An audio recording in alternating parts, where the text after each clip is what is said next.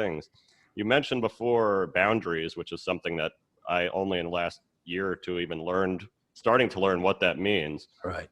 What are examples of that? If somebody is kind of a dad going through some relationship struggles, whether they're, discussing them or not, what are the kind of things that might be an example of, oh, I'm doing that and that's not working, and it's some cycle that we're in all the time, and what would be a way maybe to break free of that or improve that before it gets too late? All right. Well, boundaries are one of my favorite subjects, mainly because none of us know how to do them. None of us really know what they are. And just quickly, I mean, I can do a whole workshop on boundaries, but I'll try to give you a quick version. When we were little, the big people could do to us whatever they wanted, right? Parents, older siblings, kids in the neighborhood, teachers, priests, whatever. They could do whatever they wanted to us because we were little. We could not stop it.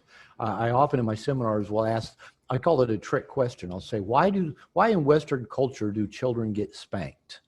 And, and people give answers. Well, the parents are trying to discipline them, or the parents are frustrated, or the child acted badly, or, blah, blah, blah, or the parents are just doing what they learned.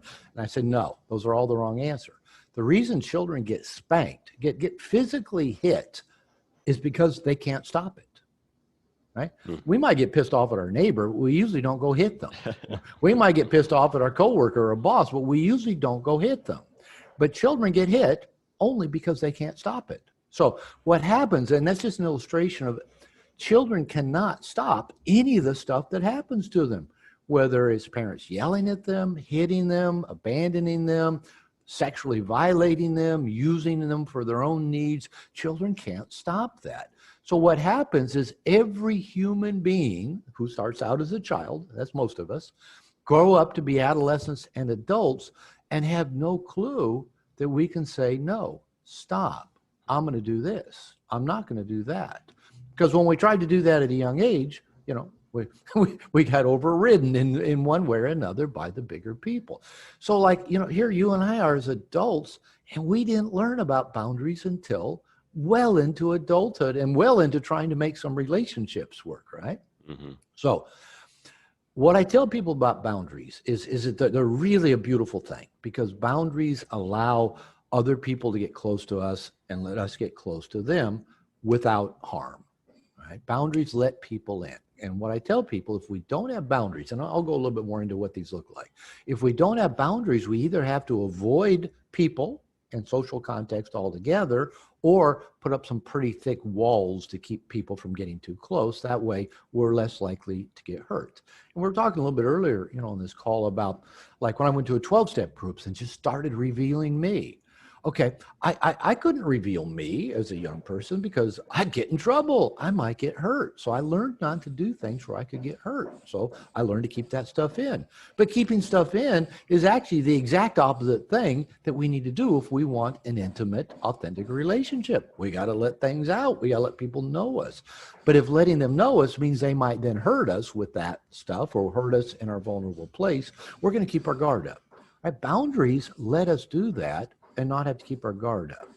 Now, the illustration that I give people to kind of get the picture of this ahead of time is that if you're driving your car out on a street somewhere, every line on the road, every street sign, every stoplight, every marker are boundaries.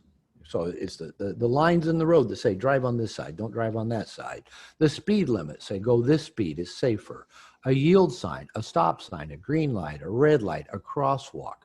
Those all allow a lot of vehicles and people to coexist in close proximity, often at high rates of speed, without all crashing into each other and causing gridlock and damage and death. Those are all boundaries. We've all learned what those boundaries do, and we've come to accept them and respect them, unless you live here in Mexico, where I do, where they mean nothing. Red lights mean nothing. Speed limits mean nothing. Seat belts mean nothing.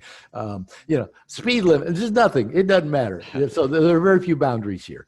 Some people like that. But they allow us to coexist in close proximity. So boundaries, and I tell people, boundaries are about getting us to be different, not about getting other people to be different. So we have to get clarity on things like who gets to come into my space? How long do they get to stay? What do they get to do while they're in my space? When is it time for them to leave my space? That's personal boundaries. And that's a learning process. It usually takes a while, and it usually takes a coach. It usually takes somebody who has some understanding of boundaries to coach us, because everybody begins with, I don't even know where my boundaries are. I don't even know where to start. That's true for all of us, because we don't know where to start. We don't know where our boundaries are. It does take process, and it usually takes trial and error in a relationship to say, oh, I don't like that when people do that. And just to give an example, and I'll go a little bit more into this boundary setting. About 2 years ago in the men's program I'm in, we did a pretty big, I guess, project that my coach calls a feminine reconciliation, where we had to make a list of all the significant women in our adult life, and then sit down and go through a process that he gave us, that where we kind of go into detail of where we didn't show up, or where we weren't our best selves, or where we didn't lead, or where we didn't accept their love. And we had to sit and evaluate that. Now, when I started the process, I told my coach, I said, I'm going to resist doing this, because I actually am pissed off. I think all the women in my life, all my exes, need to be doing this with me. I treated them well. I put up with way too much. I let them treat me badly. And, I kind of resisted consciously for a little bit. And then I dove into the process. And two things came out of that process that for me were really meaningful. Now, it also meant I needed to go, clear some stuff up with a few women in my life. But here was two things that really became obvious to me. One was that I'll just use failed in quote marks, every failed relationship I had was on me, because I had failed to set clear boundaries early on that gave that relationship a chance to be different than it was. Because when I looked at every relationship, my 3 marriages, including my present one, about 3 or 4 other relationships I had before my first marriage and some after my second marriage, when I was out learning how to date, in every case, every relationship that ended, actually there's one exception. I ended that for other reasons, not because of the woman's bad behavior, but in every other case, early on, usually within the first few days of dating of this relationship, the woman behaved in some unacceptable way. Withdrew and quit responding to messages, threw a little fit, accused me of something, got quiet and wouldn't tell me what was bothering her. Some behaviors that are not functional in long-term relationships. And in every one of those cases, I tried to fix it, make it better. Talk them through, talk them down, tried to get them over it, tried to get everything back to good. And I did that I could look back at every relationship early and say, that behavior showed up early on, and I tolerated it and enabled it. And I realized in every case, if I had done one of two things, if I'd said, hey, that doesn't work. If you do that again, we will be done. Whether this is a second date or 2 months in, and maybe even coach them. Here's how you need to do that different. Instead of going off on me because I didn't do something you expected, you can just ask me, as somebody you care about, to please do that next time, and I'll be happy to do it. I'll tell you yes or no, but I'll probably be happy to do it. But you don't get to go off on me, right? And if I'd done that, and with some women I dated, I did set some pretty good boundaries early on. And in every case, they responded well. Sometimes even came back and said, I talked to my girlfriends about that boundary you set with me, and all my girlfriends said, that's a good guy. You need to stay with him. He has nice, clear boundaries. And so I realized that was on me. If I had set clear boundaries, have said, this doesn't work. If you do that again, we will not be together. Or here's how I want you to do it different if you want to keep hanging out with me. If I'd done that, one of two things would have happened. The relationship would have ended right then and there, or soon after if they did it again, right?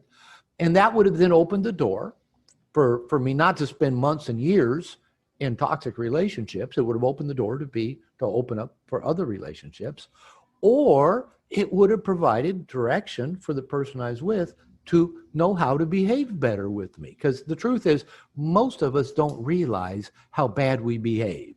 And most of us don't have incentive to behave better, because nobody ever tells us, hey, that's hurtful when you do that. Oh, really? Well, I don't want to hurt you. Okay, so let's work on how not to do that anymore, right? Most people never get that information in a loving way. So that's one thing I learned in the feminine reconciliation. Boundaries were on me. And I couldn't be angry at any of these women. I couldn't be resentful. I couldn't carry a grudge, because in every case, they were just being themselves, and I accepted it, right? I put up with it. I enabled it.